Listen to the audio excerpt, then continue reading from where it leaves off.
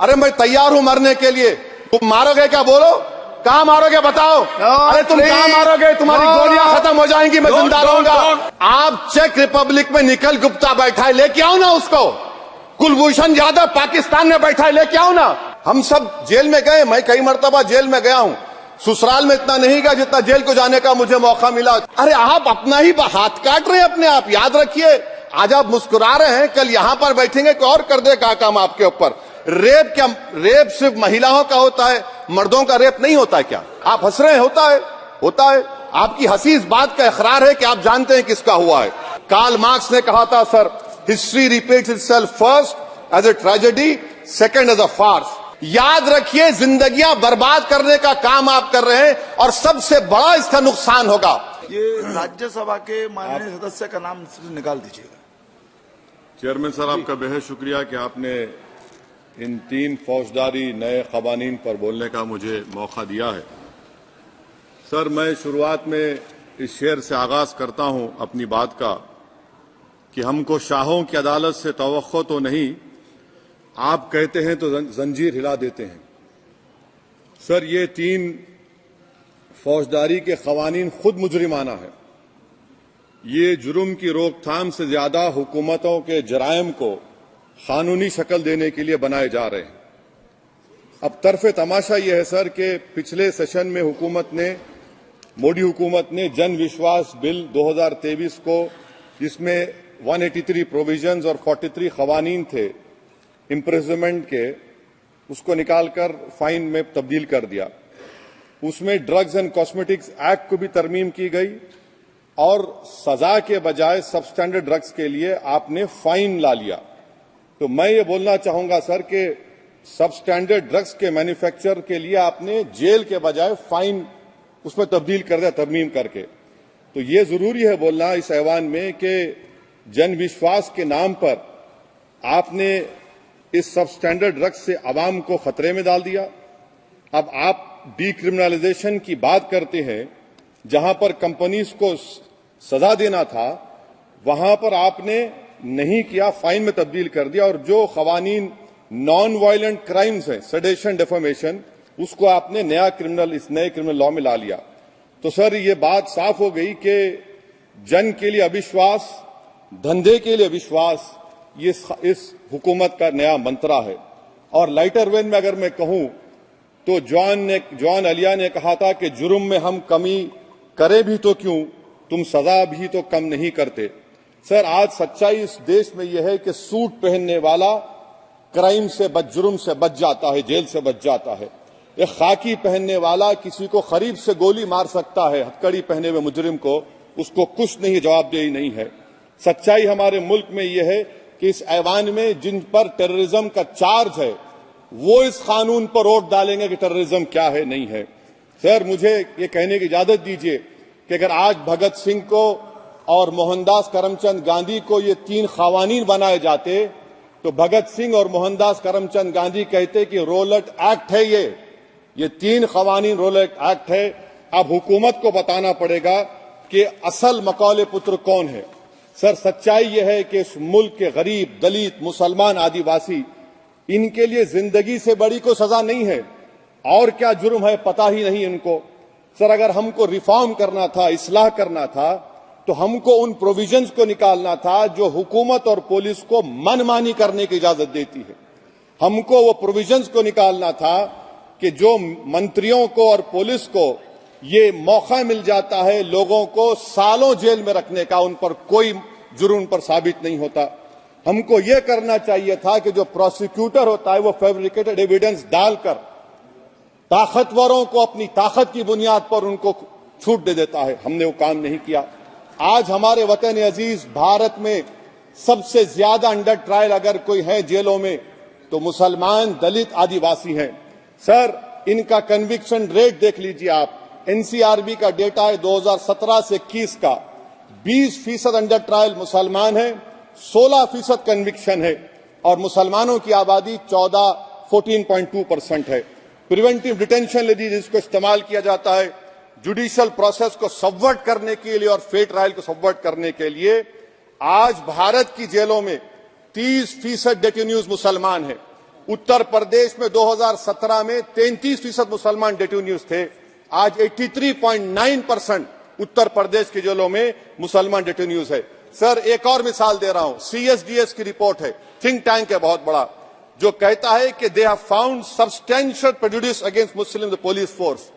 Bihar, Maharashtra, Uttarakhand, Jharkhand, 2/3 of the surveyed police personnel believe that Muslims were more inclined to violence than members of the communities. ये empirical evidence है। इसी report में कहा गया कि 35% जिन पुलिस के अहदेदारों का सर्वे किया गया, उन्होंने मॉब वायलेंस को नेचुरल करार दिया, खास तौर से उन केसों में जहां पर काउ स्लॉटर होता है। CJPAP का इन्वेस्टिगेशन रिपोर्ट है सर कि कोविड-19 के दौरान जिन लोगों 25% मुसलमानों का अरेस्ट किया गया था, ये बायसनेस नहीं है तो क्या है।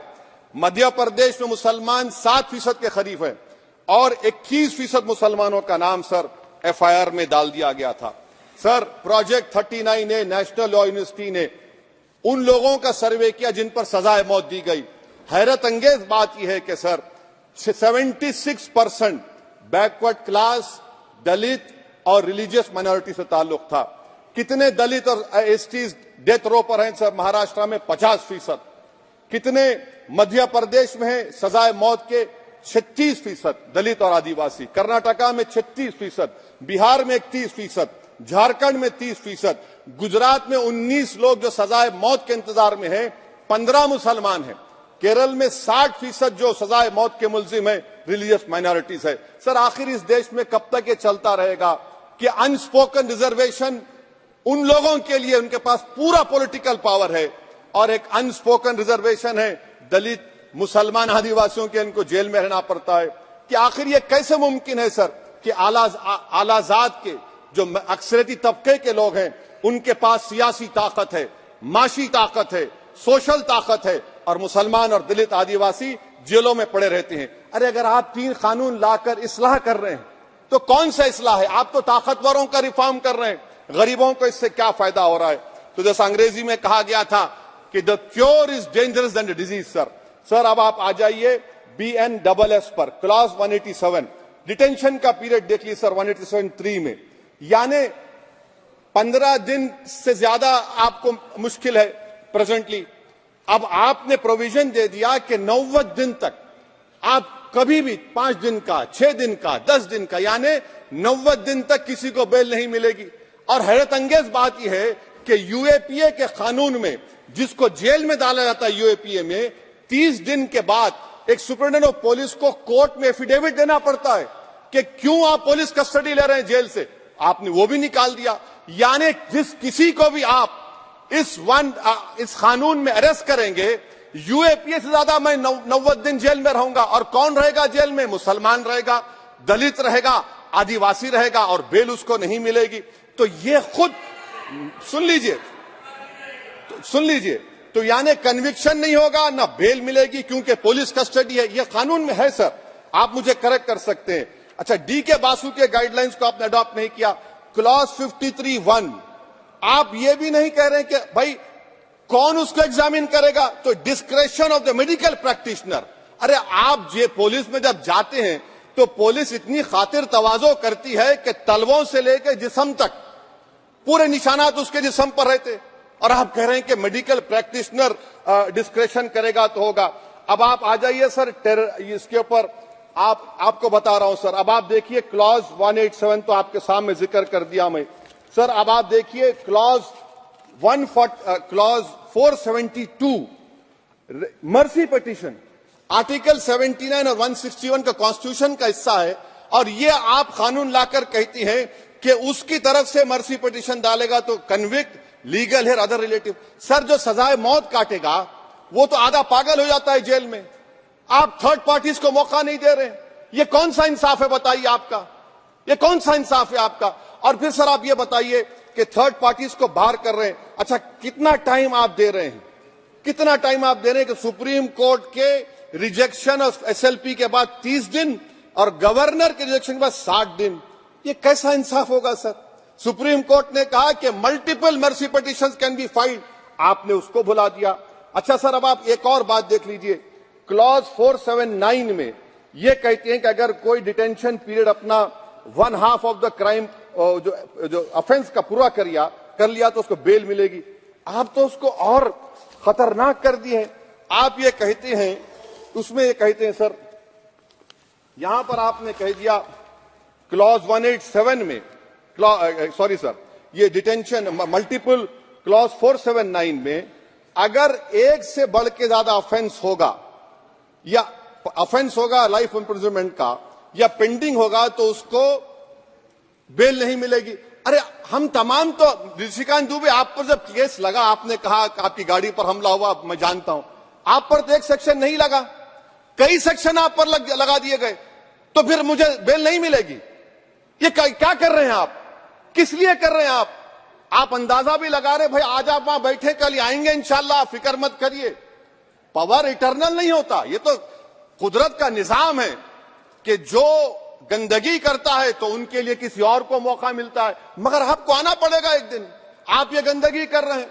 अच्छा सर, ये बताइए कि हमने आप किसको कितना पर्सन्स वर पेंडिंग प्रोसीडिंग्स इन मोर देन वन ऑफेंस, और चार्जशीट में कई आते हैं। यानी जब हम पर केस बुक होता है सर तो फूल का गुलदस्ता आता है, हर सेक्शन होता है उसमें, तो मुझे बेल नहीं मिलेगी। तो ये एक बात है सर। फिर आप आ जाइए सर, मैं आपको बताना चाहूंगा सर, यहां पर आपको, सॉरी सर, ये इतना बड़ा बिल है। फिर आप टेररिज्म पर सर, बीएनएस का टेररिज्म सर, ये बड़ा ही डेंजरस आपने खतरनाक आपने काम किया है। इससे दहशतगर्दी का मुकाबला नहीं होगा, सिविल लिबर्टीज खतरे में पड़ जाएंगे। और सबसे बड़ी बात तो यह है सर, इसमें आपने नोटिफाई करेंगे किसी को टेररिस्ट, कोर्ट क्यों नहीं करेगा? पुलिस वाला कैसे करेगा मुझे टेररिस्ट नोटिफाई? किसी ऑर्गेनाइजेशन को टेररिस्ट घोषित कर देंगे। तो ये खुद सेपरेशन ऑफ पावर्स का वायलेशन है, जुडिशियल इंडिपेंडेंस का वायलेशन है और इंदिरा गांधी वर्सेस राजनारायण केस का वायलेशन है। तो ये मोदी सरकार जुडिशरी के पावर्स को छीनकर खुद जज, जूरी, एग्जीक्यूशन बन रही है।